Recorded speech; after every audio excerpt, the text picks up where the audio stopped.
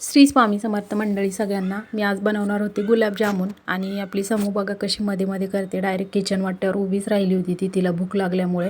तर तिला मी असं दूध घेतलं होतं वाटीमध्ये, थंड करून घेतलं पिण्यासाठी. आणि इकडे कुकरमध्ये मी वरण लावलं होतं. मला बनवायचं होतं आज वरण भात. त्यानंतर मग समूचं दूध थंड झालं, तिला मी प्यायला दिलं. तर तिला बघा ना किती छान मिशी आली आहे, पांढरी पांढरी मांजरेसारखी. त्यानंतर ती अशी दूध पीत पीत खाली बघत होती. त्यानंतर मग मी असं हे खवा आणि मैदा मिक्स करून मळायला घेतला होता. मी घेतलं होतं पावशर खव्याला आपलं पोह्याच्या चमच्याने 4 चमचे मैदा. आणि मी व्यवस्थित त्याला असं मळून घेतलं होतं, जेणेकरून त्याच्यामध्ये गाठी राहू नये आणि ते पीठ असं एकजीव व्हावं. त्यानंतर आपलं पीठ असं एकदम मऊ झालं होतं, खूप सॉफ्ट झालं होतं. आणि मग मी त्याचे घेतले होते गोळे बनवायला. ह्या दोघी अशा मध्ये मध्ये करत होत्या, म्हणून म्हटलं चला संध्याकाळ झाली तर देवपूजा करून घेऊया. मग 6 वाजले होते. स्वामी महाराजांपुढे दिवा अगरबत्ती लावून घेतली. आणि यांना दोघींना मी रोज पाया पडायला शिकवत असते, कारण की आपण जे करतो तेच मुलं करतात, हो ना मंडळी. आणि हे आमचे आहो बघा कसे बसले निवांत फोनवर बोलत. त्यानंतर घरात आल्यावर मग मी असं परत पाक करून घेतला.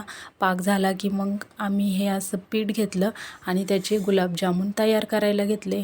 ह्या दोघींना पण मला मदत करायची होती. समू तर मला खूपच मध्ये मध्ये मध्ये मध्ये करून वैताग देत होती, पण ठीक आहे, लहान मुलं आहे, त्यांना काही समजत नाही, त्यामुळे आपल्याला समजून घ्यावं लागतं मंडळी, हो ना. त्यानंतर मग मी असे त्याचे छोटे छोटे गोळे करून गोल गोल गुलाबजामुन तयार करून घेतले. आणि ह्या दोघी पण बघा मला कशी मदत करतायत. समू तर बघा ना एवढ्या एवढ्याशा हाताने. लहान मुलं जे बघतात तेच करण्याचा प्रयत्न करतात आणि तेच शिकतात. मग असं करत फायनली आमचे गुलाबजामुन तयार झाले होते. मग मी कढईमध्ये ठेवलं तेल गरम झाल्यावर त्यामध्ये गुलाबजाम सोडून घेतले आणि ते गुलाबजामुन व्यवस्थित लाल होईपर्यंत तळू दिले. खूप छान मऊ लुसलुशीत असे गुलाबजामुन तयार झाले होते. आणि मग लाल झाल्यावर ते काढून घेतले. असं करत करत सगळेच गुलाबजामुन मी तळून घेतले होते. खूप छान गुलाबजामुन झाले होते, टेस्टला पण खूप छान होते. आणि मग थोडंसं थंड झाल्यावर एक 10-15 मिनटाने गुलाबजाम थंड झाल्यावर मी ते पाकामध्ये टाकले होते. तर खूप छान दिसत होते. मंडळी, तुम्हाला हा व्हिडिओ आवडला असेल तर नक्की सबस्क्राईब करा, लाईक करा, शेअर करा. आणि आमच्यासोबत तुम्ही पण या नक्की गुलाबजामुन खायला. आणि तुम्हाला पण ही रेसिपी आवडली असेल तर खव्याचे असे गुलाबजामुन तुम्ही नक्की करून बघा, खूप छान लागतात.